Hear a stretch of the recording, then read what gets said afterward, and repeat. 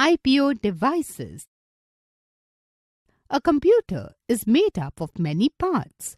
These parts are also known as devices. These parts work together to help us do different things like playing games or drawing pictures. Input device. The devices that are used to enter data into a computer are known as input devices. The most commonly used input devices are keyboard and mouse. And microphone. Processing device.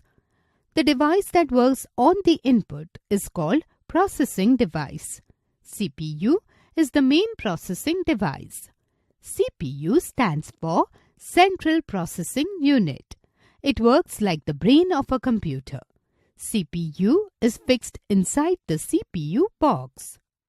Output devices. The devices which help us to get the results are called output devices. The most commonly used output devices are monitor, speakers, headphones, and printer.